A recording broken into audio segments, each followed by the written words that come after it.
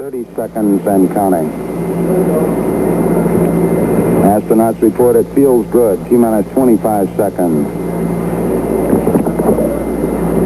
20 seconds and counting. T-minus 15 seconds. Guidance is internal. 12, 11, 10, 9. Ignition sequence starts.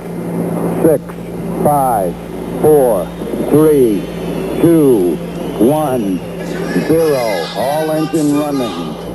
Liftoff. We have a liftoff. 32 minutes. Is there anybody out there that wants to roll? And is there anybody out there that wants to boogie?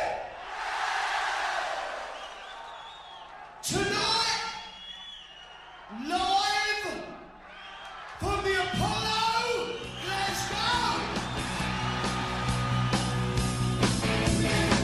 Well, if you're looking for trouble, I'm the man to see. If you're looking for satisfaction, the satisfaction guaranteed. I'm as cool as a body on ice. Out to them the rolling dice. Send you to heaven, or take you to hell. Welcome to Glasgow Apollo Live with Scott and Andy. Good evening, everybody, and welcome to Glasgow Apollo Live with me, Scott MacArthur. Good morning, good afternoon, and good evening. Welcome. My name's Andy Muir. Nice to be back, From the, folks. from the outside broadcast. Yeah, that looks good. You're doing the wee lane this week, aren't you?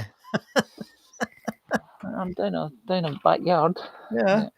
So it's been touch and go this week because I've been getting my house rewired and things keep going pop and my laptop's going bzzz, bzzz. So, and Andy's, the place where Andy's living what's happened is getting redecorated or something, is it? Repainted. Repainted, Yeah. oh gosh. So there's no inside facilities available. You're lucky you live in Australia, mate. Try to hear it's peeing it down. So, thanks for tuning in. If it's the first time you're here, please make sure you stick your name and where you're tuning in from, what part of the world you're in. We've been consistently getting 4 or 5 countries every week, so that's really nice. If you are using the Facebook group for the first time, you'll probably have seen, if you saw the little bit at the start there, the stinger at the start, there's a little bit of code you have to put in for your name to come up. And it's a bit inconsistent. So if you do post something and your name doesn't come up, but you've done it before, do it again because we can't control it. It's to do with Facebook's tech. So if you could type in chatrestream.io/FB, that'll mean that your name will come up in the chat. So let's see who's in, mate, will we? Let's see who's all in here. Oh, God, there's a lot of folk tonight. My goodness. Boots. What's going on here? Boots is here. Yeah. Evening, guys. Good to be on time. Who else are you? Thanks for tuning in. I'll not call out of this like the climate change delegates in Glasgow. This is a Friday must. Thank you. Me too. I don't know if I do without this now. It's beginning to be a bit. It's a must have. What's Boots saying about it this week? Evening, Scott and Dr. Muir. There you go, Dr. Muir. Nice call me doctor, but that's fine. Well, Boots has had influence on me this week. I'll tell you about that in a minute. But rewire at my house too. Really, John? Oh dear, it's awful, isn't it? I mean, it's just, oh God. It's not a joyous thing to do at all. And Tony's here as well. Hello, Tony. Thanks for coming back again, mate. Couldn't put you off last week. Barry's here. Hello, Barry. Even guys eventually got the COVID's Baza. Scott's cough. Sorry to hear that. Sorry, Barry. Look after yourself, Barry. Just drink lots of Guinness. It worked for me. Is that when you away in England? And I seem to have. London. Look who else is in. My one of my boys is in using Samantha's account. Hi, Daddy. If you see this is amazing. Hi, Bertie. How you doing? Hello, Bertie. Yeah, and good evening from a rain-swept tatty town. So there we go.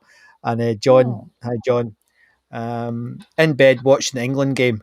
Come on, Albania. Right. Now, okay. are we allowed to say what the Scotland result was?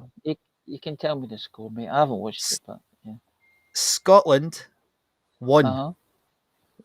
We Right. won. Against Moldova, was it? Yeah, and they actually Right. played really well, and they And won 2-0, but it should have been 7 or 8. 2-0. But they played really well, and there was no.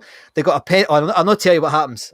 You can watch the All right, I'll watch specifics. the highlights. Aye, but Right. yeah, needless to say, the best man in the park was a Jambo once again. Anyway, let's move on.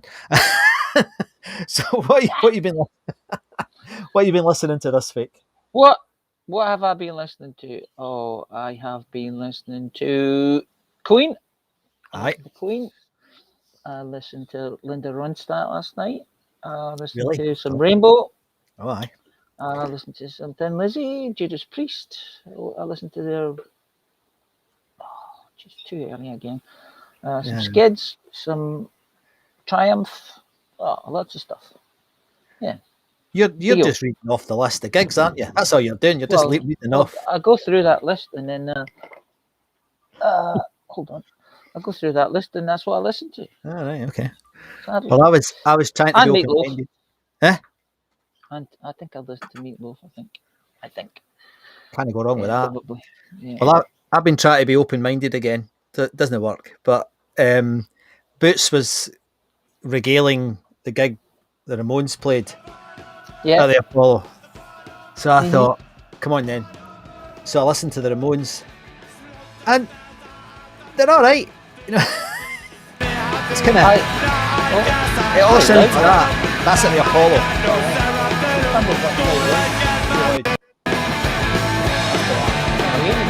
No, no. Better. Super loud. Oh, that's romantic. It's not working. Anyway, that's the Ramones. And I thought it was all right. You know, I kind of, I quite, they're just shouty, you know. Yeah. But Boots was regaling them, so I thought I'd listen. So yeah, I quite enjoyed them actually. They're good fun. I listened to a podcast this week with one of the members of Talking Heads. Oh, aye. And there was a day in the 70s when the Talking Heads, the Ramones, Television, and Blondie all played in Glasgow on the same night. Good and they were all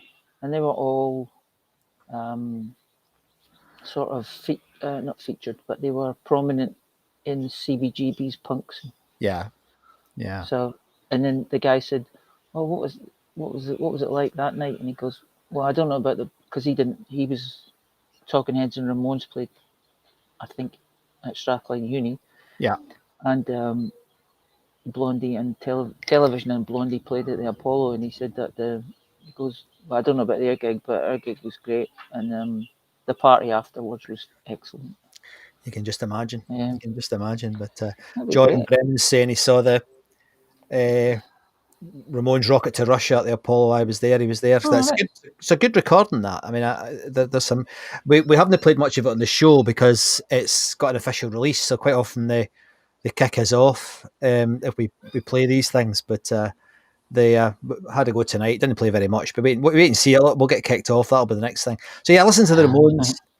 Which was good, and I've been listening a lot to, as you know, I've been listening a lot of Richard Hell, and I finished his book, which I really enjoyed actually. There's a couple of interviews I found online about him, and to be honest, he's gone over the edge a wee bit. His speech is a bit slurry, and I don't think he's well.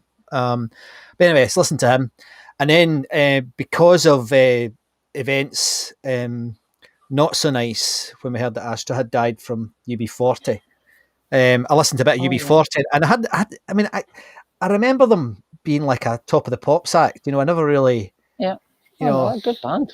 they're pretty good actually. You know, and so I really enjoyed that. And one of my very minor claims to fame was when I once I did a gig in Birmingham, and I actually spoke at the pub on the same stage that UB40 did their first ever gig. So yeah, but yeah, it's a shame, and they were a good band. Well, they still are a good band, I think. And I never really get into them. I thought they were just a pop band, you know, a sort of reggae pop band. I never really listened to much of their music, but I was wrong. They're a good band. Well, they're Good outfit. political. Yeah, Political yeah. band. exactly. 1 in 10. Exactly. Brilliant song. Yeah, absolutely. That is a good song. Very good song. Yeah. So, well, we go right into who played this week, I think, mate, because there's quite a Sure. lot to get through this week. So let's just have a wee look. Bang on. Crack on. Are you ready? Because you've got a lot to do again this week. I'm ready. I'm ready. Get on.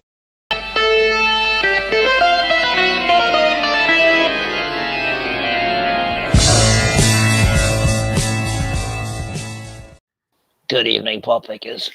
Right. Well, I'm going to say it every week. just before we jump into this, Andy and I have been talking about this,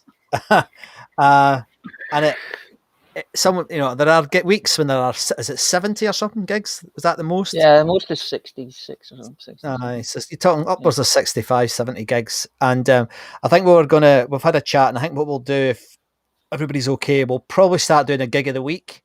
We'll still show all the gigs, but we'll slim it down a wee bit and go into a bit more detail about the gig of the week. So we'll start doing that. Not just now. We'll probably do it in the new year, because we're thinking of other things to do as well. Because once we've been through the whole cycle once, we don't want to repeat it. So we want to do something different next year, and that'll be one of the things we do. But for now, it's over to you, Mr. Muir. What happened this week in the history of the Apollo? Okay, the Greens, well, the Choral and Orchestral Union of Glasgow played Sunday, November the 9th, 1947. I don't know if many people alive would still be, maybe if you are like 3 or 4, anyway, or 90, you might have gone to that. They later became the Scottish Orchestra, I think. The Who played November the 9th, 1971. I did listen to The Who this week.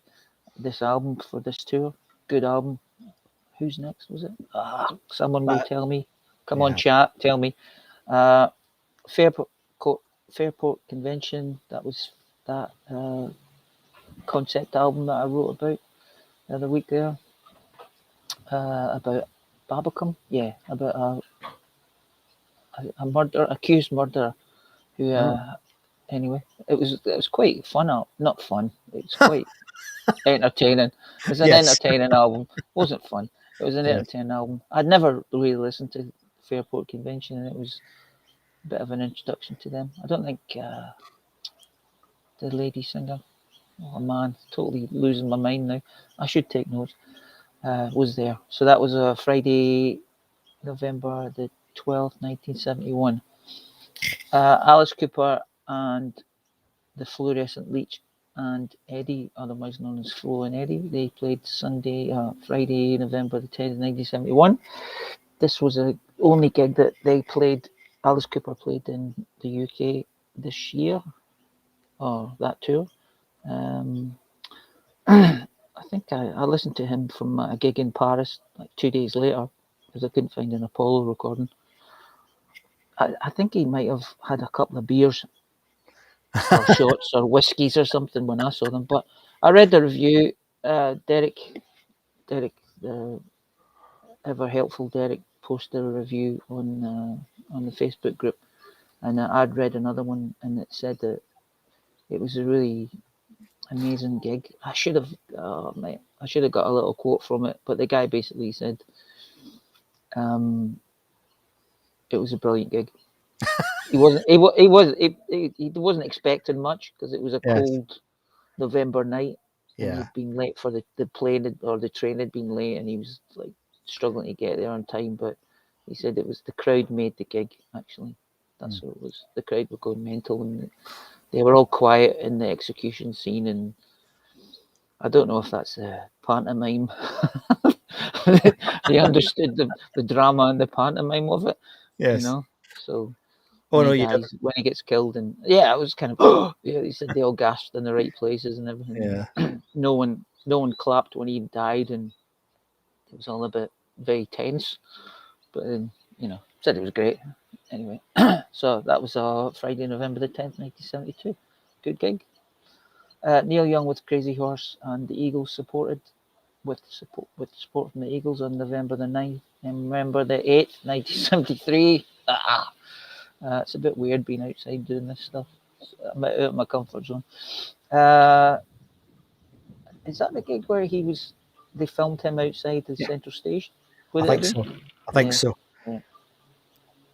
Yeah, so that would have been good. I think the Eagles were playing basically just played perfect rock and roll music, and Neil Young probably didn't play perfect rock and roll music, because he's known for his idiosyncratic singing style.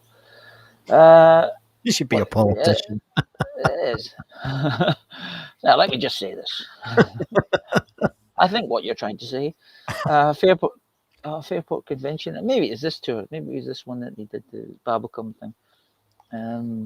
But anyway, they played Sunday, November the 11th, 1973. I'm just going to turn my brightness up because I can't see the screen.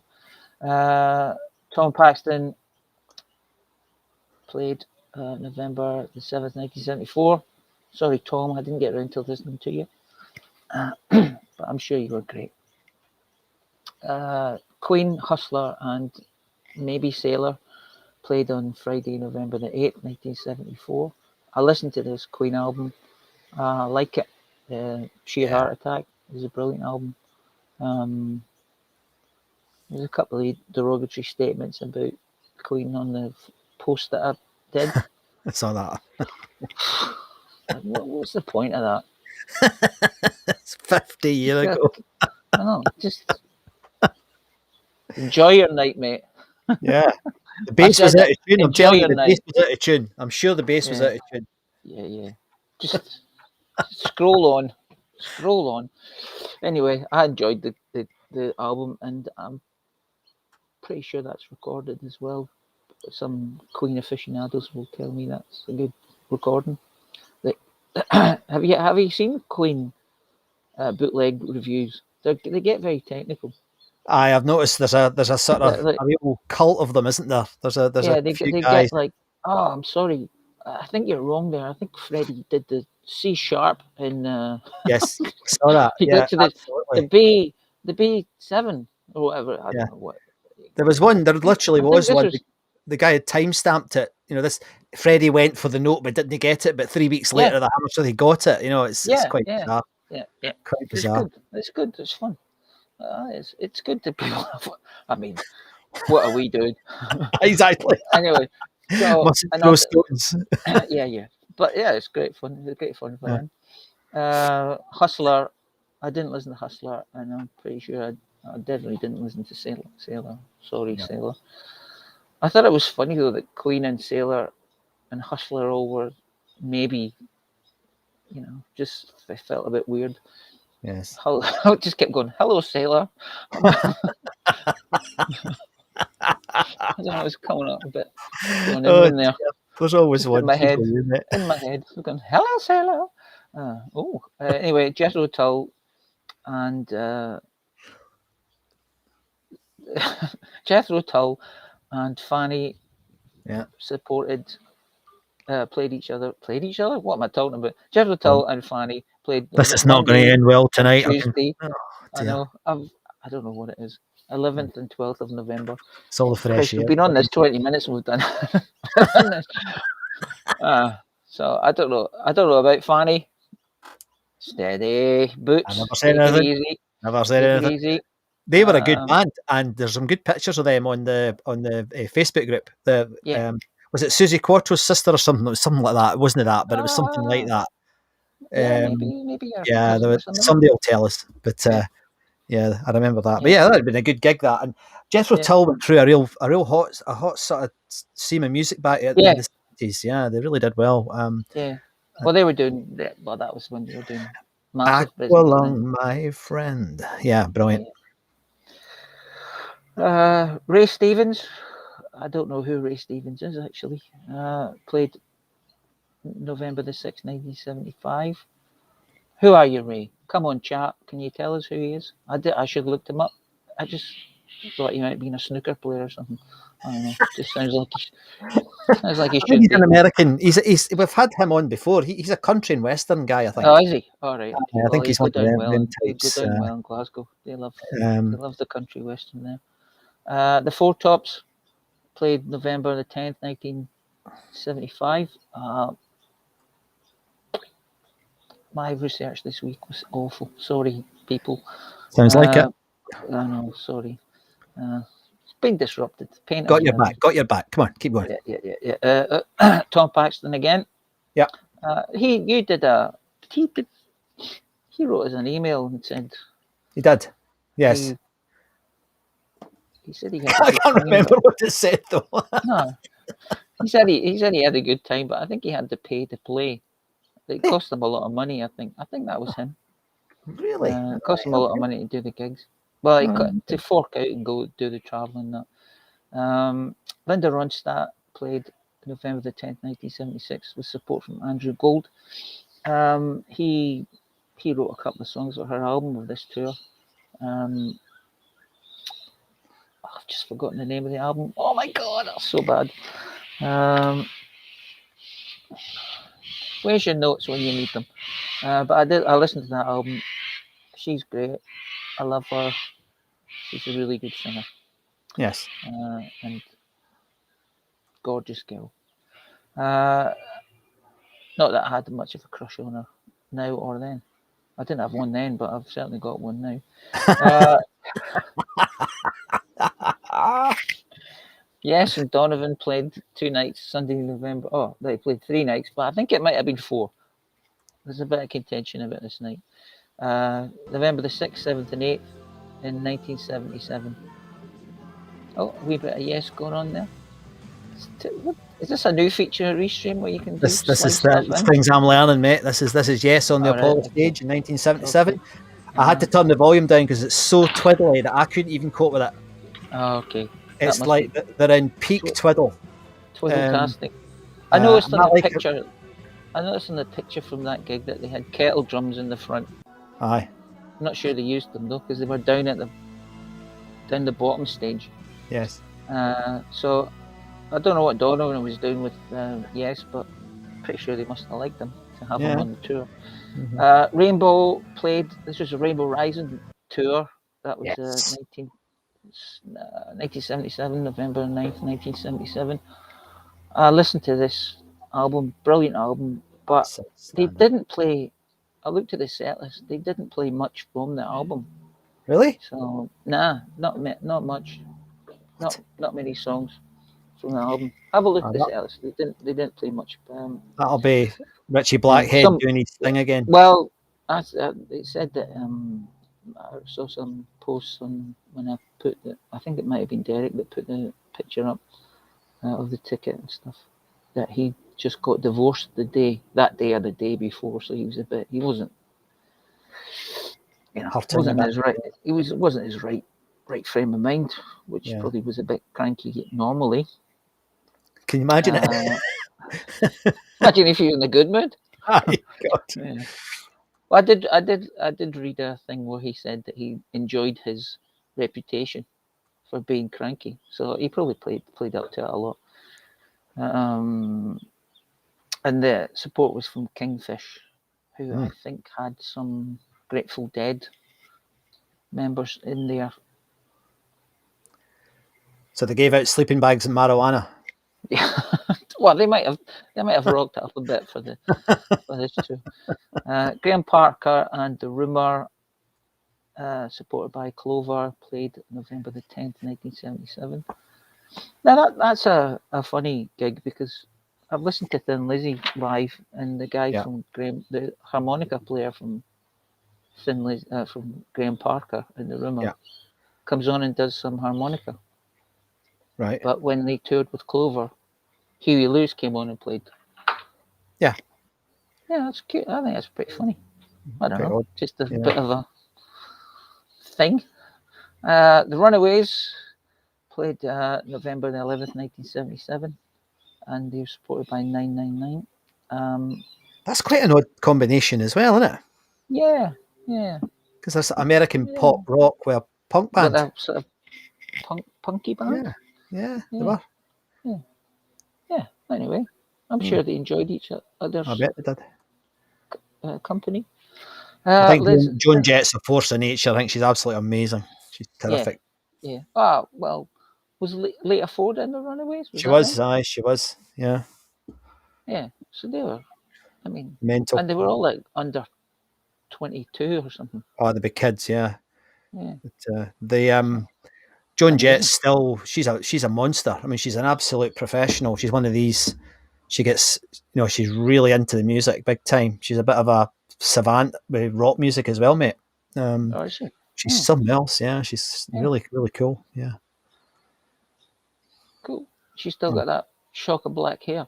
She has, but she looks a bit different at the moment. I saw she Right. was playing live. She did a gig. I think it was in New York because I think she's in New York, isn't she? I don't quote me on that, but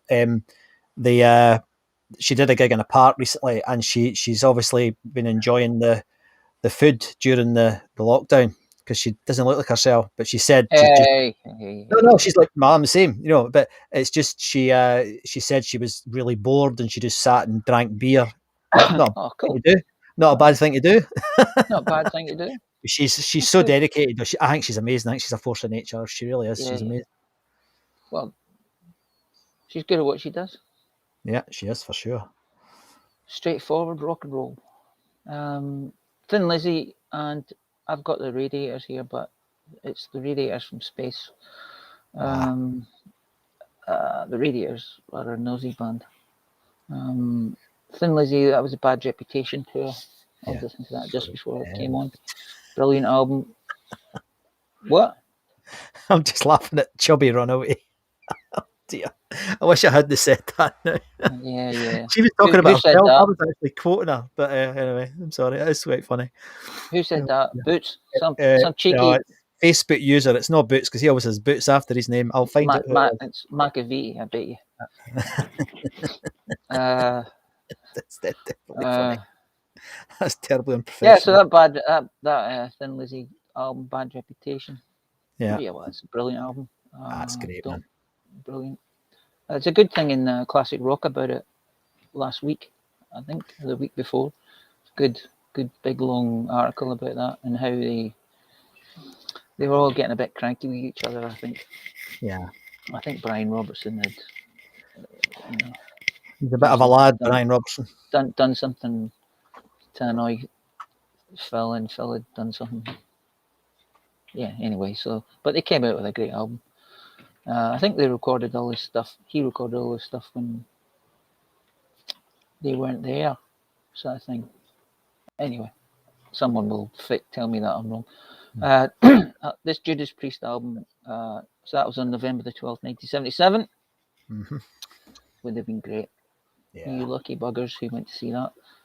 November the 8th, 1978, Judas Priest, supported by Lee Hart. I had a wee listen to Lee Hart. Rock and roller, rock music. He's a good guitarist, I think. Judas Priest. This was the album with... What was it called? Do you know what this one was called? I've forgotten. It had Green Man Alicia on it. I know that much. 1978. Yeah. British Steel. Nope. It was called Screaming. It was called Hellbent for Leather in America. Right. I know that, but it was called something else here. Stained Glass. Was it? Okay. I think it might have been. I mean, I used to know all these off by heart, but I'm afraid my brain's gone now. I just kind of remember this. Eddie, and so I did listen to that album. I thought it was pretty good. And I was listening to it and I was going, oh man, Axl Rose must have had to listen to this because it's a fair bit like there's a lot of Axl Rose and no, I'm not going to say that. Axl Rose sounds a bit like Rob Halford sometimes. Aye, he tries. And he tries. Yeah. He's a good singer. He is a good singer. Yeah. Yeah.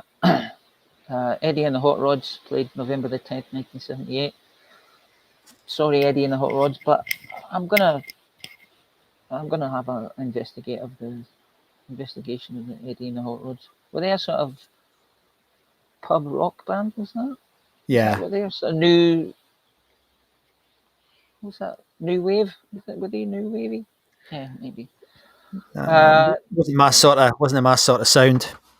No. The Skids and Fingerprints played November the 10th, 1979. That would have been a good gig. Yeah.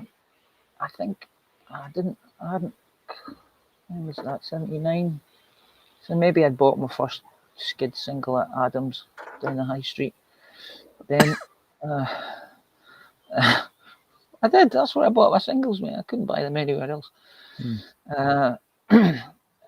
Gallagher and Lyle and Judy Zook played on November the 10th, 1979. That would have been a great gig. Well, I think it would have been a great gig. They're a good band, Yeah. and Judy Zook would have been a good support, I think. She's. I mean, I saw her. Yeah. I saw her at the Playhouse. She was kind of. Yeah. It was like, you know, when you get an espresso double shot. Well, No, she's like an espresso single shot. You know, it was kind of like. I mean, Stay With Me Till Dawn was beautiful, and she did a few other really nice songs, but she didn't have any. There was no to her. You know, there was. Well, maybe she had a bad night. I only saw her one night, but that was her. That was her. She was very gentle. relaxed. Gentle. Yeah. I watched a couple of videos of her a month or two ago, and she was in with two other lady singers from the era, and they were doing a sort of 3-part harmony sort of stuff. It was really nice. That's recently though. She was and it was great.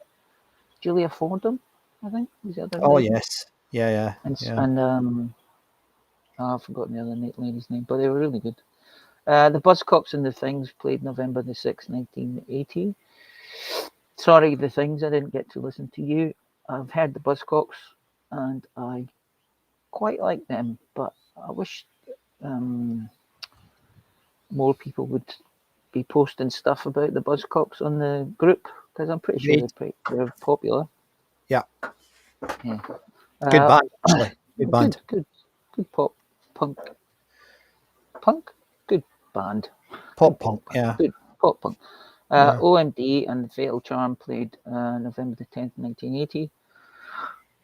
Well, that would have been a good gig if you like OMD, and I didn't listen to the Fatal Charm. He was nice to us though when we set the website up. He was nice. Very nice. He was nice. Aye. I actually meant to, you know, that thing I did with Bobby Gillespie. Yeah. Last week with the clip of him saying there was one. I thought it'd be too nerdy for me to do another one about. He's talking about the Apollo, and it's basically much the same as what he said on the thing he said to us. Yeah, he enjoyed it. I remember speaking to him, and he was a really genuine guy, mate. He was a really nice fella. Yeah, nice fella. Yeah, nice guy. So if you're liking OMD, I think they've started another tour recently. I'm not sure. I think they have. They have. Or they've either tour now or they're just touring later. Pretty soon. Triumph and Dead Ringer played November the 11th, 1980. And Praying Mantis. No Wobbum. Praying Mantis. New wave of British heavy metal for the uninitiated. Triumph. I love Triumph. I think they're a great band. Should be much bigger than they are. They should have been really big, but maybe they were sort of under the shadow of Rush, being from Canada. Yeah, maybe. And the guy did. I mean, Rick Emmett's a brilliant singer. Oh, he's fantastic. A great guitarist too. Yeah. But they, another one. They should have been bigger. It's a bit of a shame that they weren't. But I would like to have seen them at the Apollo. I can imagine it'd be very busy, but I think it would have been a brilliant gig because they were just brilliant professional band. Yeah. Well, I remember a guy I know back in Curlig went to see them, and he was telling me about them a while. It was obviously a long time ago, and he goes, he was up the front and he couldn't see the drummer because the drummer was a singer too. Yeah. So he goes, he was wondering who was singing because he hadn't, and he didn't know who sang songs in those days much because he didn't have videos or YouTube or anything. So he just went along. You just go along and you go, oh, who's singing? Because if you were up the front, you'd be like, well, that's a bit weird, no singer. And then he'd come back and he'd have to see the singer. He'd have to move back to see the drummer.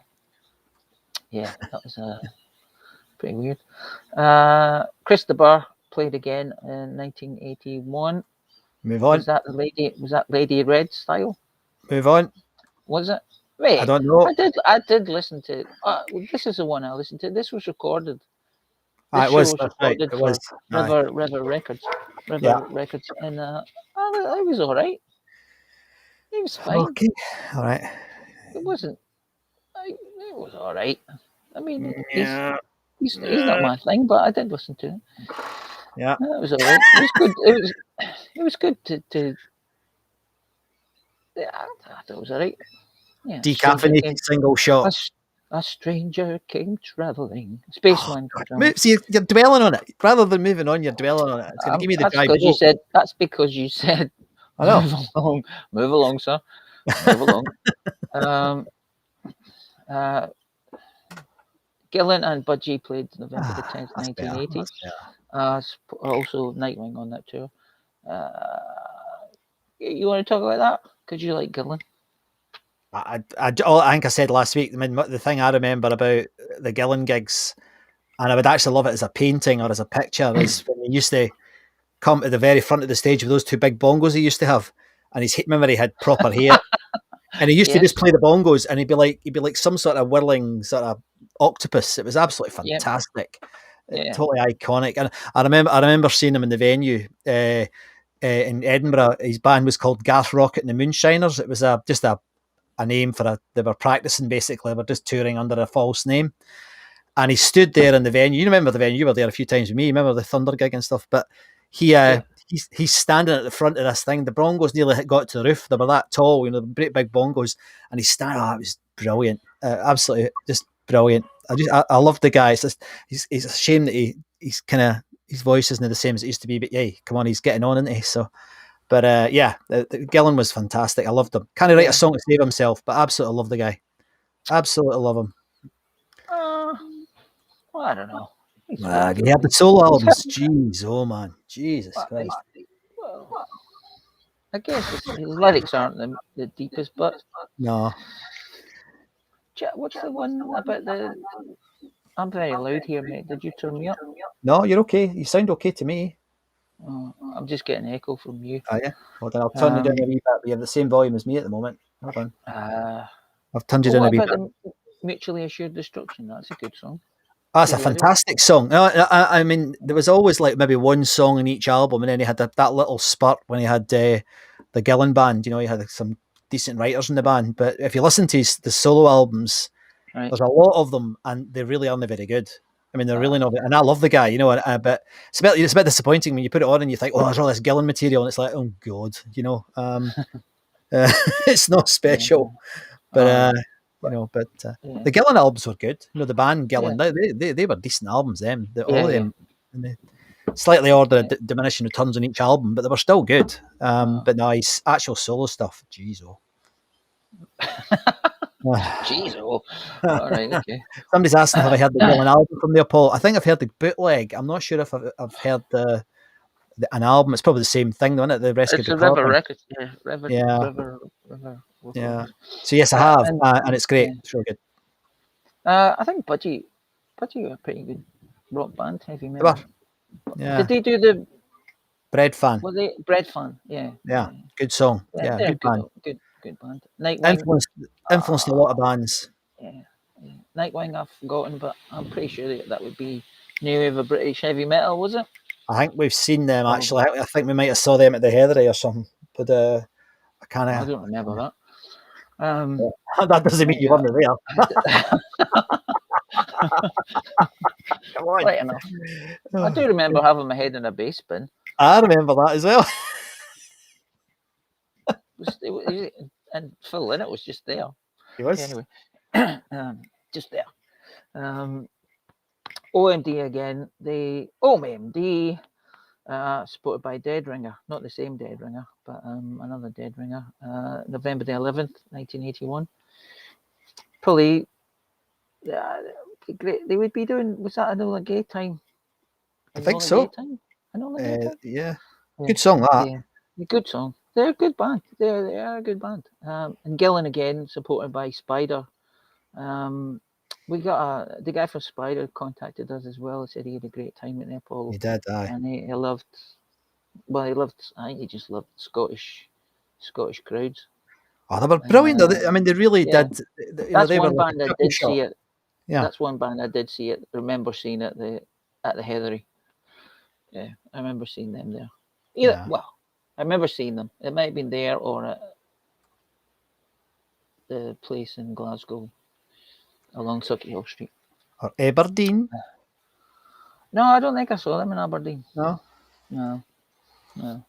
Elton John, 2 nights, November the 7th and 8th. Yeah.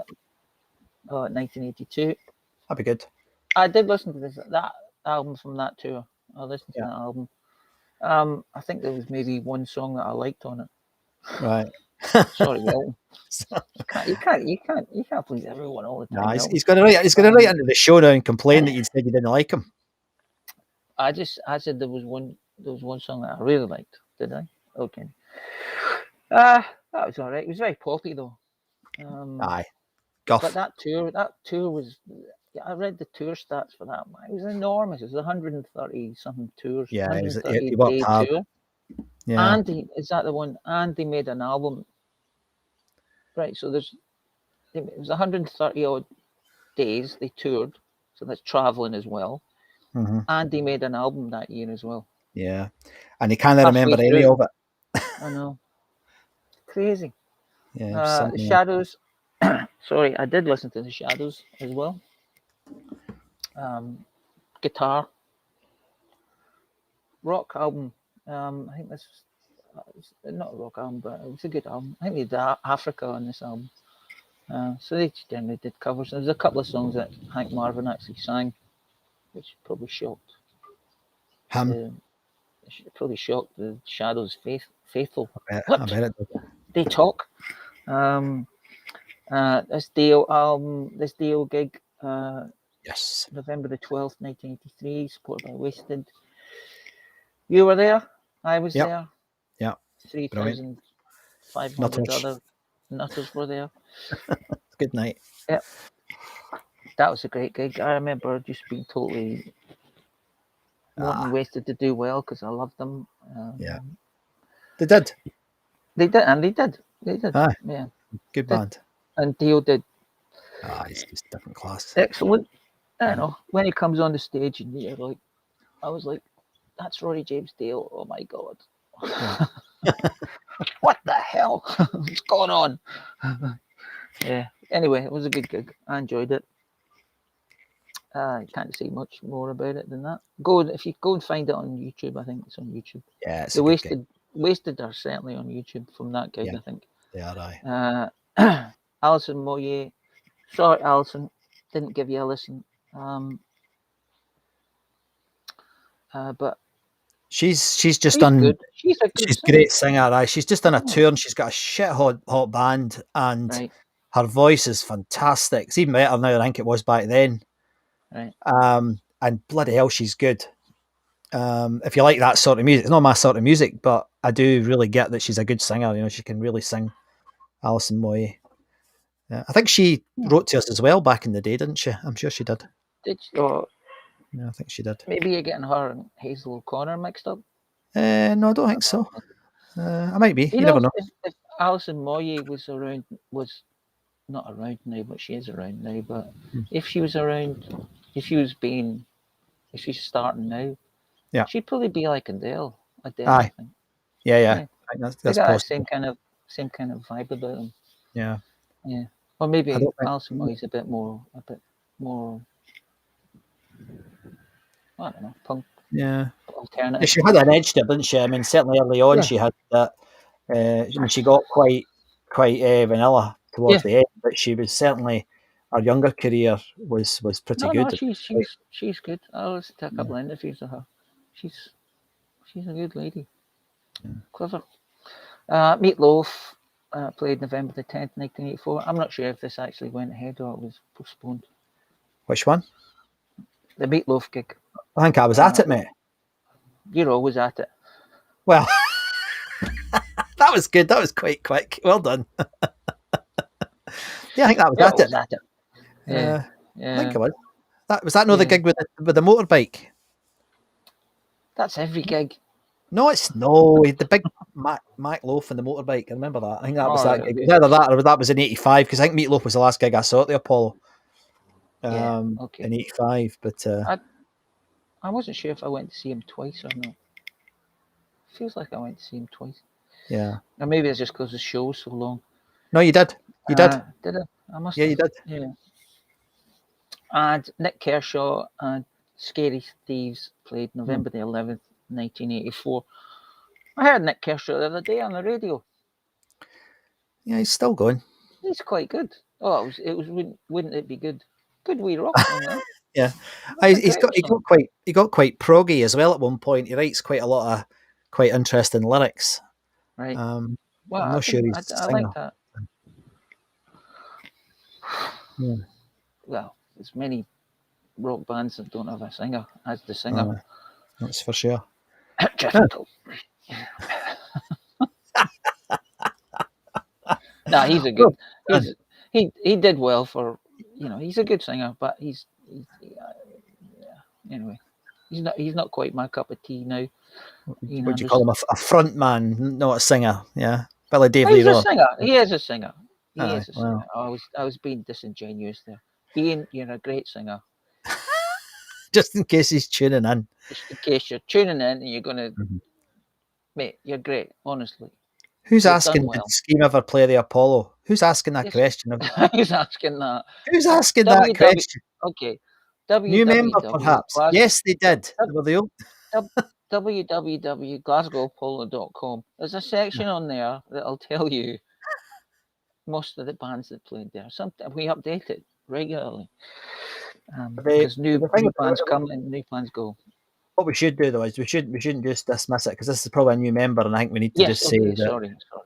I mean, Scheme do. Thanks for asking the question. Yes, they did, and the thing that's special about Scheme is that they were the only band to headline the Apollo and sell it out who weren't signed. So they were an unsigned band when they played the Apollo. The ticket's red, isn't it? I remember the ticket. I don't have it to hand, but it was a big deal. And there's a lot of Scheme fans. There are a lot of Scheme fans in the group. They're very popular in the group. And I think we spoke about them a couple of weeks, a month or two ago, I think. Yeah. They did. I think they just played a gig at the Oran Moor, or maybe St Luke's or something in Glasgow. Aye. Yeah. Maybe it was St Luke's, but I watched the video of that. They're going well, doing some good stuff. Yeah. Good on them. I think there's a couple of them have died actually. I think there's a few of them have passed on. There you go, so, Facebook user. There's the gig. 1984. Yeah. Scheme. Played the Glasgow Apollo. Yeah. Now, there's quite a lot of comments that we've jumped over. Can I just go back and grab a few of them? Yeah. No, it's not your fault. They were coming in thick and fast. Mac's in. Hello, Mac. How you doing? From the States. We were talking about Rainbow, and it was the Long Live Rock and Roll album tour, Not Rising. Oh, right, here you go. And I believe Graeme because he knows his Rainbow and his Deep Purple. And Only Kill the King and the title track were played live on this tour. Rainbow played an average 7 or 8 songs each gig, most with either drum, guitar, or keyboard solos. I would have hated to see them at that point. They just went over the top, and whilst I don't think there was any link between punk and this sort of thing, as some punks seem to remember, which isn't true, I don't think. But they went crap for a wee while. But Rising was certainly an absolutely amazing album. Let's just see if there's anything else I missed. Here's someone been listening to Joan Jett and Lita Ford yesterday in the car. Brilliant. Yeah, absolutely, John. She really is amazing. I've got a load of time for her. There's a chapter in Dave Grohl's autobiography, Storyteller, all about Joan Jett, and he went weak at the knees when he met her. He couldn't believe. Mate, who was that? Dave Grohl from the Foos and Nirvana, his autobiography, and there's a chapter all about her. And she comes to the house and they do a song together. They write a song together, and he was totally in awe of her. I mean, he's in awe of everybody. He's quite he likes famous musicians, but she was something else. She really was something else. Here's Eddie and the Hot Rods. This is Dave saying Eddie and the Hot Rods' biggest hit was "Do Anything You Want to Do." Oh, I remember that song. Yeah, not bad. It was to pub rock. Pub rock. Yeah, that's right. Yeah. and they're still touring without Barry. Here's Tony saying about the Triumph gig. That was the biggest show I saw at the Apollo, blinding light show, and met the band backstage after the gig. You lucky so-and-so. Yeah, very nice. Yeah. I'd like to have met them. Are they still going, Tony? I'm not 100% sure if they are, but Who? still Triumph? Triumph. No, they're not going. No, but No, Rick Emmett still does. Rick Emmett's still gigs. doing stuff. Yeah. Yeah. And Tony's asking, was it the Magic Tour? No, it wasn't. The Magic Tour was 83 or 84, I think, because I remember that. My first ever gig was 81, and I saw Gill 81, yeah. And Gillan was towards the end, and that was the Magic. So I reckon somebody look it up, but it was 83, 84, 85 even, but it wasn't that gig. I do remember the Topless Ladies. Quite enjoyed that. Why would you remember that? Well, I don't know. It's just a fluke, mate. There's some Right, dendrite okay. in my brain just formed that moment, and it just makes me remember Right. it. I don't know why. Cheryl's saying, I have to agree, Scott. Alison Moy is a beautiful singer. She is. She's magic. She's really good. I think she's getting better. Honestly, I think she's better now than she was back then.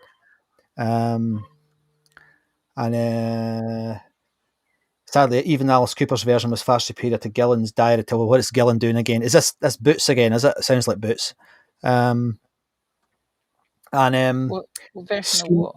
Is it 7 to 7 or there was a? Oh, right, okay. I can't remember the song. It's something like that. I can't remember it. It was absolutely awful. Really awful. Ian Gillan try to do these songs. It doesn't work. Okay. It's a bit like who's Neil Diamond, right? Almost impossible to cover his songs. He does all. He's so unique that doesn't make sense. He's unique, and because of that, he's very difficult to cover. And people try and sing his songs, and they're terrible. Gillan can hardly sing any songs, that unless it's his own band. Because I've heard them try to do stuff, and it's just like, what's he doing? Anyway, it's not Ian Gillan. I love the guy, but he's not good at that sort of. Oh, there's Bond saying Magic was 82. Right, there you go. So I got it right, but I did keep my options open.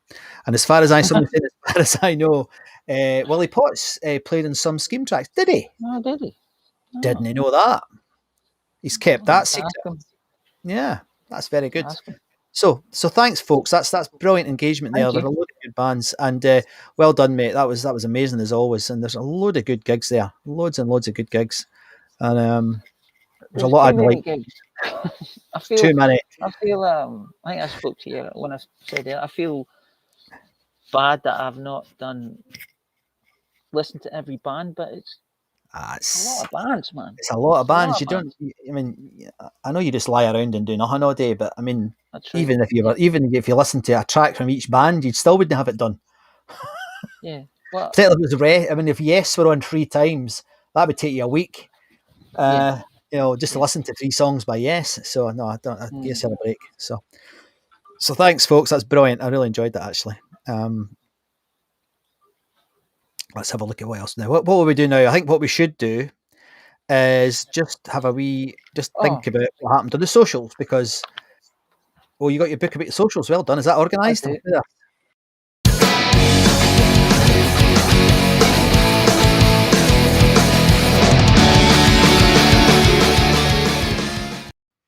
So what's been going on this week? It seemed to have been busy again. Oh yeah, it was very busy, but Facebook's changed this. I noticed. Stats. It's a bit annoying. Yeah. It threw me for a bit. I was like, "What? I can't find my figures here." But there was maybe 57. I don't know if there's any overnight, but there's 57 new members. Thank you for joining. We've got 10,338 members. Amazing. We've got this new thing on the Facebook stats. It said that 1,028 people posted stuff, and it said that 28,500 people viewed posts over the last week. Wonder how they know that. I don't know how they know that, but they did. That's what they said. Right. So there's been some good. That's incredible. Good.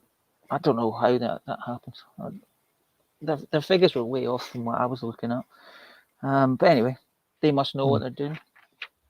So, thank you very much for joining and Absolutely. Contributing and posting. I was liking that there was more people this week posting the memories, more Yeah. tickets getting posted and stuff. That was good, and more memories. It wasn't just the. I mean, it wasn't just the usual me and Derek Yes. posting stuff.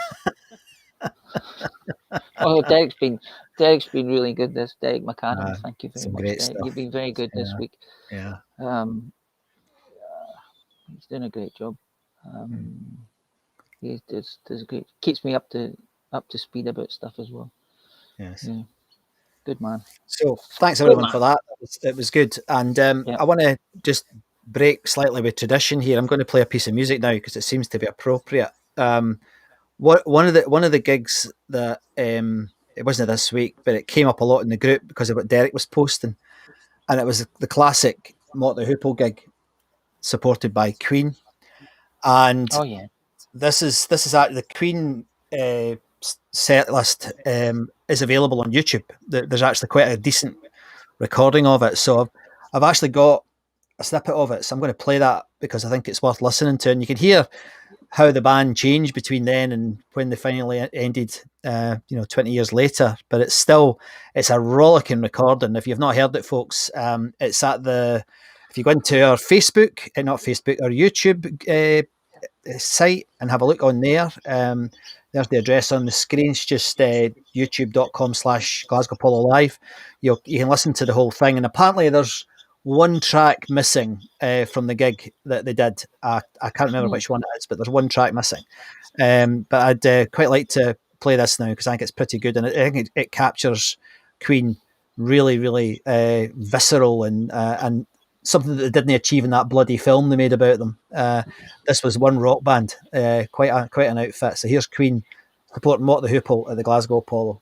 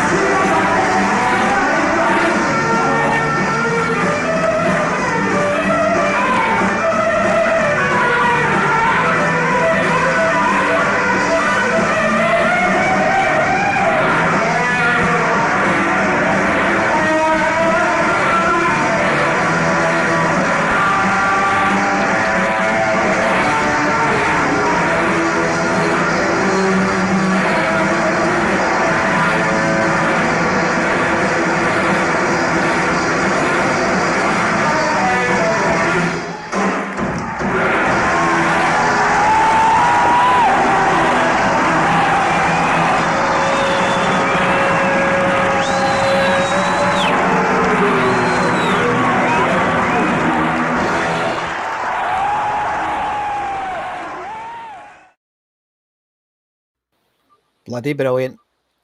When that I've brilliant, never heard that, man. really raw, and the guitar playing was he hadn't quite got that sound, had he? He was still quite early in his guitar playing, and he was really, really raw. I love it. I think it's brilliant. And the whole set's like that. It's a really good set. And it's again, if you go to the YouTube channel, I've posted it at the top of the YouTube channel because it's a great gig. And I listen, it's only 30 minutes long, I think. And it is all really loud. You know, it's not as polished as Queen became, but I love it. I just love how raw it is. So great gig. And I see a few of the guys were at that. They're saying it was one of the best gigs I've ever been at. But yeah, it's something else.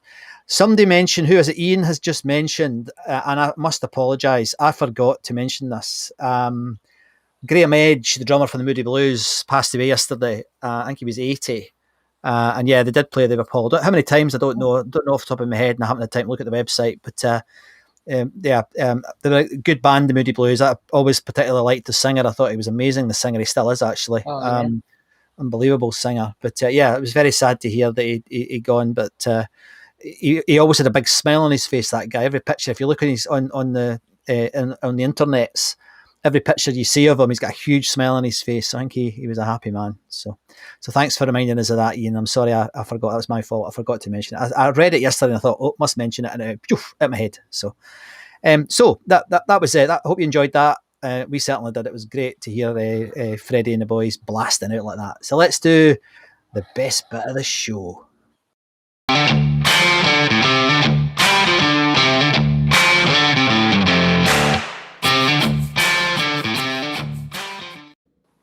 How many this week?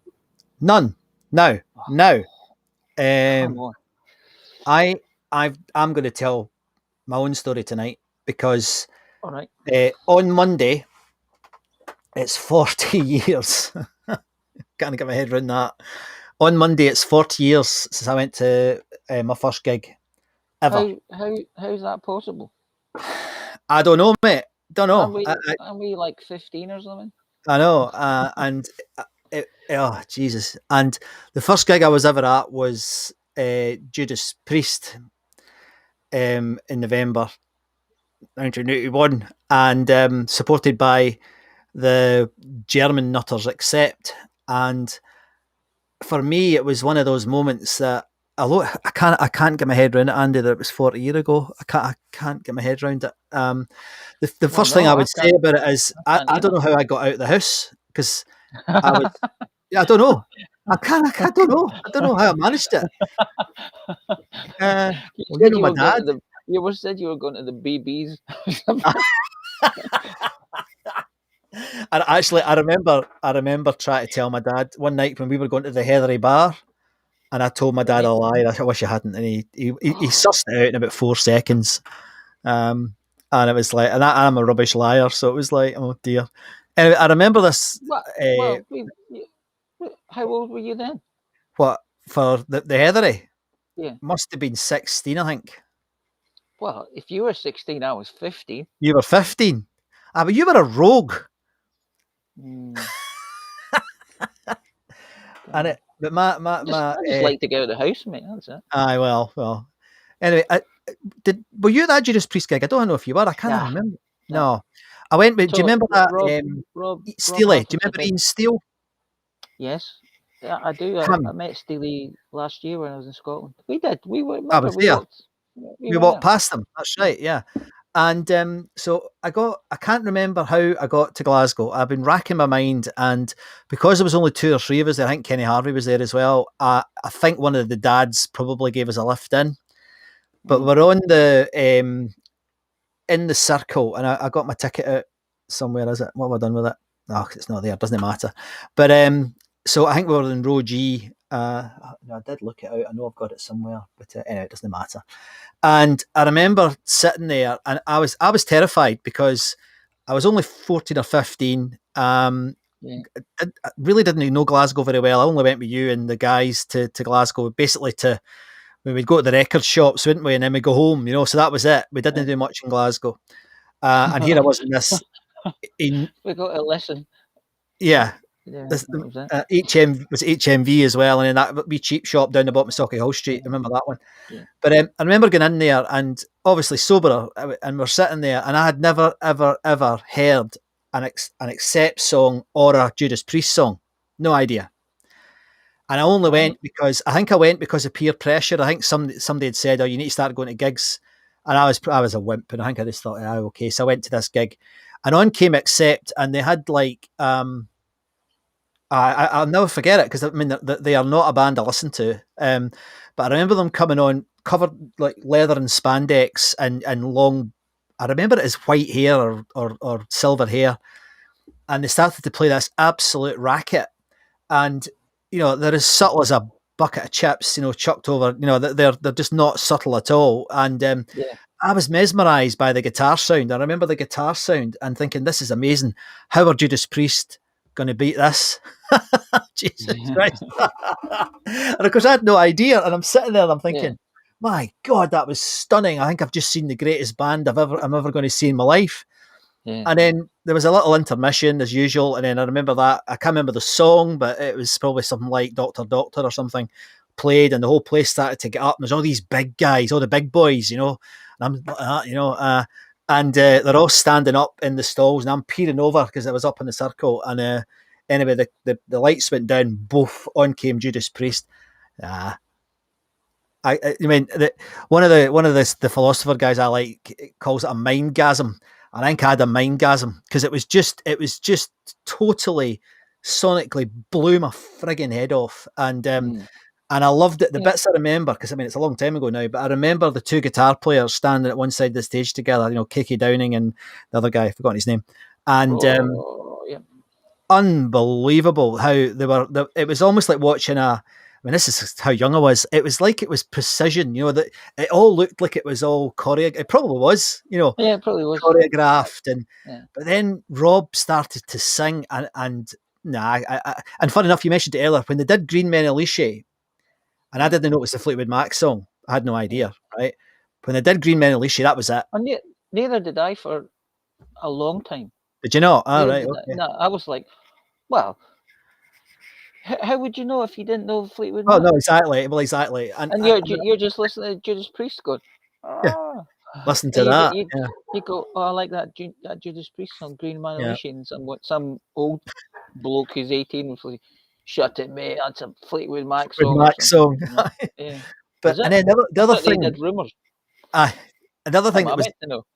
Well, exactly. The other, and I mean, it wasn't on telly, was it? You couldn't tune into, classic rock and listen to, But then the other thing I remember was there was this loud roaring noise and a smell of petrol come up from the stage, and on comes Rob on his massive motorbike. Now I know they still do that, but for a 15-year-old kid for a backwater like Carluke, seeing this absolute, I mean, I wouldn't have said this back then, but this metal god, coming on the stage with this proper motorbike giving out the fumes.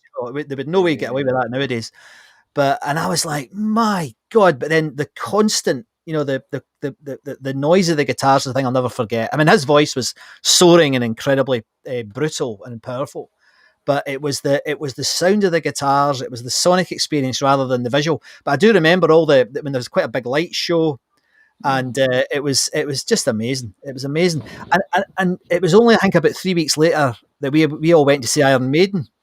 So It wasn't a bad start, because I think the previous tour Maiden had supported Priest, but then they'd come up and they got the Number of the Beast album and bang on they went, and but it was such a brilliant gig, and I remember coming out. And we did what everybody does, we went into Mr. Chips, had some chips, and we walked down the road. I think it was me, Ian, and Graeme. And we walked down the road to Central Station, I think, and got the train back. And I reckon I must have talked about it for about a month. I'm sure there was people going, watch out, Scott's coming round the corner. He's going to talk about frigging Judas Priest again, And I got it that day. That was the day that it did. I mean, I know Boots would say, Harry Chesters, and he's right. I mean, Judas Priest are Judas Priest. But they do have some wonderful tracks and some beautiful music as well as loud music. A lot of folk don't appreciate that. There's some lovely Judas Priest songs as well as the powerful stuff. But I always love them for that. I've never been to see them again. because I think I grew out of them quite quick. No, because I just didn't. I liked the sort of British steel and that stuff, but when they went to like Painkiller and the really loud stuff, it's beyond my wit. Did you go with Noddy? I can't remember, mate. Because he actually goes on about well, doesn't go on about it, but when I spoke to him about it, that's our friend Norman. Yeah. He does remember this gig, and he goes, when he came on, he was like, Rob Halford comes on and he's, you know, screeching like a banshee. Unbelievable voice. He does say he remembers that gig. So maybe he went and nod. Maybe I did. It's quite because him and I were playing badminton together at the time, so it's quite likely actually. But there was other bits where I remember. I mean, I'd never seen any. This is why it's quite cool. And when I say to my son, who's 23 now, you know, and into music and a brilliant guitar player. How old is he? 23. 23, mate. Yeah. How did that happen? Oh, how was it 40 years we went to this gig? Anyway, and but I remember the drums and the drums. There was a drum solo. I only really rate, you know, Neil Peart and maybe Cozy Powell drum solos. I can't be doing many others. But I remember the drum solo and I was getting bloody goosebumps because I'd never heard it before. You know, I know. And I've said that to my son, Rory. I've said, that'll never happen to you because you couldn't get the music back then. You know, you couldn't get it because it was never on Top of the Pops. That was just crap. You might get it on, you know, one of the late night shows. I don't think the Tube had started by that point. If it had, it was just starting. And you maybe had, you know, the occasional, what was his name? That American program where the DJ, I continually forget the name of that show. And they would show clips of the big acts in America. So the only time you'd ever see ZZ Top or Kiss was on there, you know, but you'd never get them in the UK unless it was on Tommy Vance or the wonderful, our own Tom Russell. But I'll never forget it because of that. There's so many things happened that night in terms of, it was a great experience. The Apollo was mental. It was loud. It was all the rest of it and all the things we talk about in the Facebook group. But I think the main thing was that how the music hit me, and it literally did, because it was, when they're a heavy metal band, they're loud. But they are so, I mean, KK is an amazing guitar player, and the way they played in unison, the twin guitars, like what we saw with Lizzie and other bands later on. Perfect. They're absolutely brilliant at it, and I don't think there's any bands ever done better than them at the sort of the heavier end of it. They're not as melodic as Lizzie, obviously, but Glenn Tipton, that was the other guy, and it was utterly brilliant. And we went home, and of course the funniest thing, I guess, and I'll finish on this, was that Jonathan King, yes, thanks very much. It was Jonathan King's show late at night, but I went home, and I've said before, remember, my dad was a sort of pretend Elvis fan, and my mum was a sort of ex-Cliff Richard fan. That was it in my house. So to go in there and talk about, you know, Rob Halford singing Green Men Alicia, screaming on a motorbike, and two guys, Kiki Downing and Glenn Tipton, giving it loudy, you know, on the guitar. They were like, what the you know, they had no idea, because they were only, they'd be 35 at the time. You know, so they were in their mid-30s, and they had obviously been... mate. Yeah, absolutely. But they had no real taste in music, because they grew up in, you know, Campbelltown and Glasgow. How old's your dad now? He's 75, 76 maybe. He's younger than my dad. I mean, he hasn't aged. I mean, he's the same age as he was back then. You know, he's been 95 for the last 45 years. But he's still 75, is he? Aye, absolutely. And that was the year, I remember, and I will finish now, because I could go on all night, but I'll finish now. But there was one other thing that I remember my dad that year, I think it was within a week or 2 weeks of that. We used to live in a council house in Carluke, and we never had any cash, because he couldn't manage money, to be honest. But anyway, and I remember we were down, there's a place in Dumfriesshire called the Crack Water, down near Sanker, and I've got family down there. And we were down there, and he had one golf club, and 8-iron. And me and my wee brother Les, who's 2 years younger than me, were walking with my dad, and he had a box of golf balls and this golf club. And he said, right, boys, see, when I'm 50, I'm going to play golf every fucking day, right? That was his ambition. And to be honest, he achieved it. Anyway, so that was my story this week. I should have done that ages ago, and I'm sorry I haven't done it, but I've got loads more I'd love to tell you, and I know I write them quite often, but that was my first ever gig. So hope I didn't blow the pants off everybody. But that was good, mate. That was very good. Yeah. A good insight to what you've become. What a gay leather wearing biker. Yeah, Everyone's got to one out of start three. somewhere, mate. You You've got to you can start guess somewhere. which one. Here's now this might be who's this? Wishbone Ash were one of the first to do the 20. Yeah, absolutely. But I think Tipton and Downing, there was something about them. I know, and I know I slag them off all the time. It was a bit like Status Quo. You know, when Quo were Quo, there was a sort of unwritten sort of, there was a magic between the four of them. There was something that just in unison, and Tipton and Downing had that. There was something about it that I just thought was magical, absolutely magical, brilliant.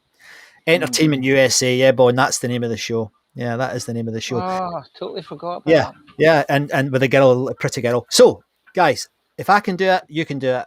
Over the next few weeks, I'm going to be trying to schedule some get-togethers with folk when we come up for the get-together on the 17th of December.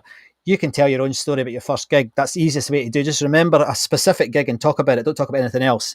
And as you've seen some of the stories that the guys have done, the brilliant ones they've done, that's what they did, most of them. So, if I can do it, you can do it. So let's be hearing more of those. And I'll update you on that later on. So what will we do next then? I reckon we should do this one. Finish.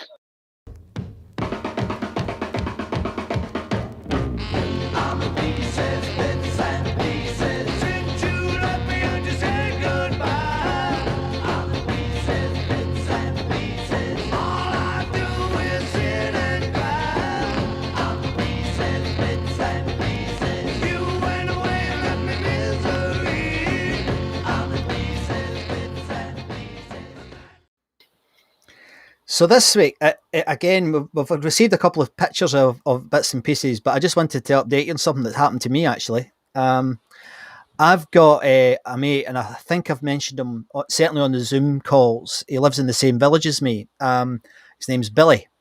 And Billy was in a punk band in Glasgow back in the 70s. And I'm trying to get this on, I'm trying to get some pictures. He's not that technically competent, so he says. I don't believe him because he's always on his phone. But Billy's Apollo artifact, he's got two. One of them is an exit. One of them's an exit sign from the Apollo, right? Wow. From above the door. He got it from his sister. Now, he says he thinks he might have lost it, but we were out the other night having a drink, and he said, I think I've found it. So we'll get that on. But the second one is utterly ridiculous, right? And it's a parrot. Okay. He's got a parrot, right? And this parrot was Joe Walsh's parrot from the Eagles. You're talking nonsense. Wait a minute. This gets better, right? And I said the same thing, bullshit, don't believe you. And he said, no, it is. It really is. And he told me along, and I'm trying to get him to tell the story on camera so I can show it, right? As well as the parrot. Anyway, they were at a gig, and it was something to do with girls, which I won't go into. And Billy ended up with a parrot, right? No, Mate, Billy didn't end up with the parrot. I have here. I've got that wrong. I've got it wrong. Billy heard about the parrot, right? Then about 20 years later, Joe Walsh gave the parrot to John Entwistle. Right. Right? Now, this is where I know this is true, because John Entwistle used to live 5 miles from here, right? And Billy was his roadie. He worked with him, right? And when John Entwistle died, his wife at the time, who's now also passed away, I think, Billy and him were very good friends, and they used to play pool together. And the night before he flew to America, when he actually died, Billy was playing pool with him in his house. And he was fine, And anyway, so when John Entwistle died, Billy got the parrot, and the parrot lives, still alive, and it lives 4 miles from where I'm sitting right now. So I'm trying to get that on video because that's I don't know. Is that an Apollo memory? Well, it kind of was, because he heard about it, and I know it's a bit tenuous. I mean, the exit sign's a good one. Yeah, that's a good one. If the parrot had been on stage, that would have been good. Yeah. But you see, if the Eagles had been, the parrot must have been taken to the UK because it's here. And if it was, Joe, the only Eagle worth listening to, Walsh, right. he must have brought it with him. So I'm totally BSing. Anyway, that's the story this week. So we'll find out. Or maybe John True. Entwistle lived in America for Maybe a he did. while I think he did actually. I think he did. But and then brought his it back. house, his big house, is still down the road here. So anyway, we've been on for an hour and a half nearly, mate. So I think we better shift this Wow, on towards the battery's end. still working. Your Woo! battery is still working. That is quite remarkable. So, 29%. just a few things to end with before we finish. An absolutely brilliant piece of music that I was so happy about when I found it. I only found it today. I didn't know it was there. It's only been on the YouTubes for a month, so I would suspect most of you don't know it's there, which is terrific. But just to remind everybody, we're coming together in Glasgow at Lauder's Bar on the 17th of December. We haven't sold any tickets this week, so we've still only sold 60 odd tickets. So there's about 16, 17 tickets left. It'd be great if you could come along. It'd be absolutely brilliant. All the money that we make from that will be put back into the show to pay for software and everything else that we currently pay for ourselves just now. Can I also mention that Yeah. if the viewer fancies buying a T-shirt, I think the T-shirts are on sale now today. Yeah. I think, and they are a tenner, but when you get postage, it finishes up about £16. So that's just today only. I think it might be in a few. And there's 4 T-shirts now. There's a blue one, a yellow one. But the writing's blue, whatever. Go and have a look. Glasgow Polo /merch. If you fancy one, it'd be great. And I think the ordering process is pretty easy. It's not bad now. Yeah, it's not bad. And it's £10, I think. So that's all right, I think. And I just wanted to, adding to that, I want to say thank you to the people last week who bought us a beer. I think 2 or 3 people bought us a beer last week, mate. Thank you. Which is really nice. So thank you very much. Again, it really helps. It's all about continuing this to keep this going because of the software is expensive. So we really do appreciate it. If you'd like to join us after the show with all the other Zoomers, a great group of people. We have a great good chat. Not just about music, but everything else. I think we've solved the world's problems on the Zoom calls. But it would many be times over. It would be fantastic to see you there. Ian's just, Ian, you're swearing at me again. Ian, the Eagles are playing Murrayfield in June next year, so maybe you could arrange an emotional reunion with Joe Walsh and the Parrot. Yeah, but I wouldn't go anywhere near the Eagles. I mean, honestly, I would rather listen to Chris de Burgh than the Eagles again. I mean, Raymond and I don't agree on this because Raymond was at the gig, but the worst gig I've ever been at was the Eagles at Murrayfield about 1 million years ago. It was bloody awful. Apart from Joe Walsh, who was absolutely amazing. But, oh dear, what a terrible, terrible show. Anyway. What was that song he had? They say I'm crazy, but I'm... Well, there's Rocky Mountain Way was the one that he's best known for. But, he stuck out like a sore thumb at that gig. It was like pensioner rock. It should have been in a pub, you know. Esperado. And they couldn't give him monkeys, you know. It was terrible. And then he came on and did like 3 or 4 songs. Utterly brilliant. Absolutely brilliant. Anyway. So, to tonight's music, I think we've done everything we have to do PR-wise, mate. This is a band that I think everybody likes them. This is Slade. And for ages, folk have been talking about Slade gigs at the Apollo and how good they were, and particularly how good Noddy was. And there's a Slade gig has appeared on YouTube. I'm not sure if the wonderful people over at Rescue Recordings have got it, because this was Jimmy... I forgot his second name, but Jimmy someday. He posts gigs. Smith, Jimmy Smith. And sorry, I put the wrong picture up. But so if you haven't gone over to Rescue Recordings, they've got a couple of thousand people now in their Facebook group. But Jack, Stephen, and Phil are absolutely brilliant. And most of the shows we play on here are from there. But this one actually came off of YouTube because I just found it about 2 hours ago. And this is the show from 1982. I think this was their comeback, wasn't it? When they sort of disappeared a wee bit in the late 70s and they came back in the 80s and had quite a successful period at the end. Just Runaway? Runaway? That's right. Time? Yeah. And they did Donington and were absolutely brilliant there, you know, a great band. So this is Noddy and the boys on the Apollo stage.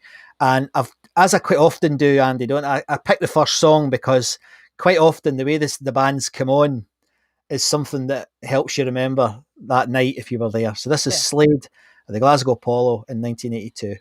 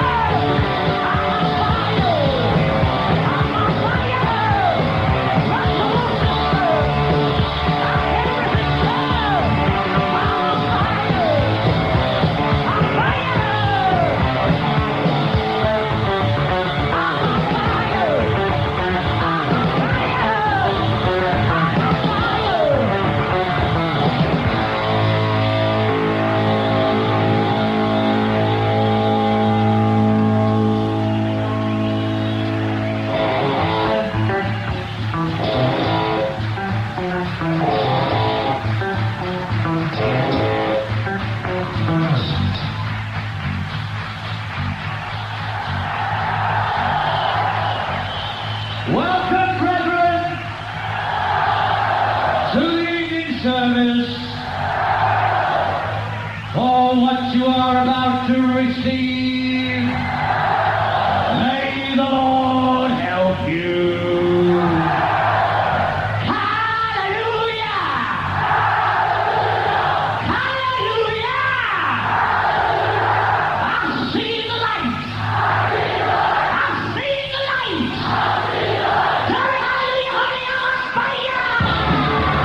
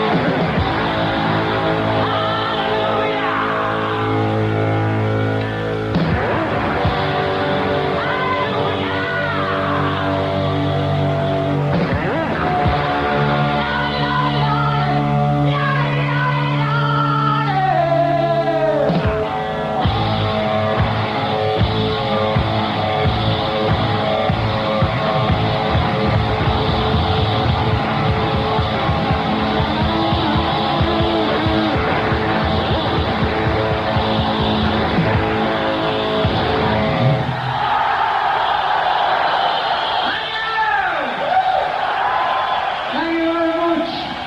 Good to be back in Glasgow again. How about That that? sounds great. Isn't that Sounds brilliant? amazing. Yeah, Yeah. the whole gig's brilliant, and Ah. I just thought when I saw it this morning, I was like, "Whoa!" And my God, can he sing? But Is it absolutely, singing? Is eh, it singing? Is it singing or is it well, shouting in tune? I think it's shouted in tune, but my God, he's It's good at great. shouting in He's a tune. great. Brilliant. He's such a. I think I've said this before. Yeah. One time I was doing. We were gonna. I was in a cover band and we were gonna do some song. Come on, feel the noise. That was it. Come on, feel the Great noise, song. right? Yeah, And yeah, it yeah. starts off. It's drums and singing, right?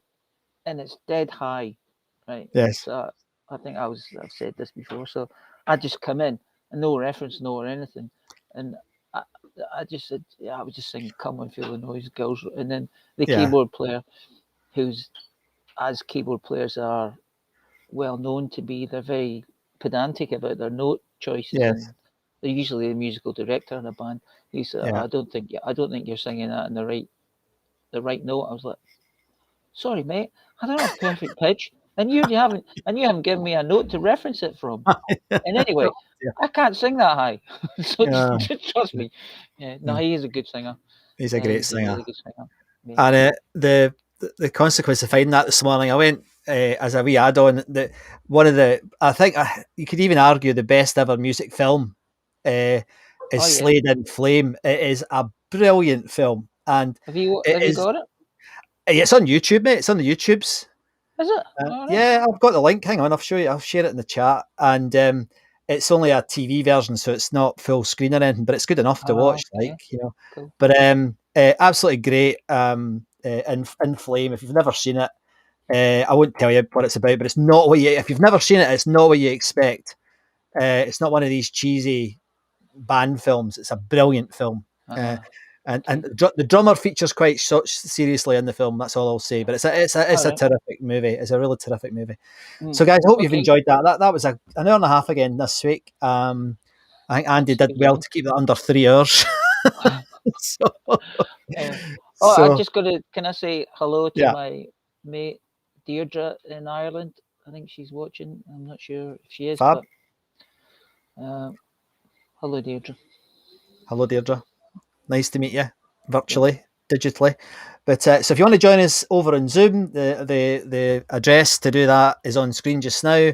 It's all over the chat. It's at the top of the Facebook group. Now, I also saw somebody earlier saying that they're no longer getting notifications about when we go live. I don't know why. That there has been some problems between Facebook and Restream, so I'm sorry about that.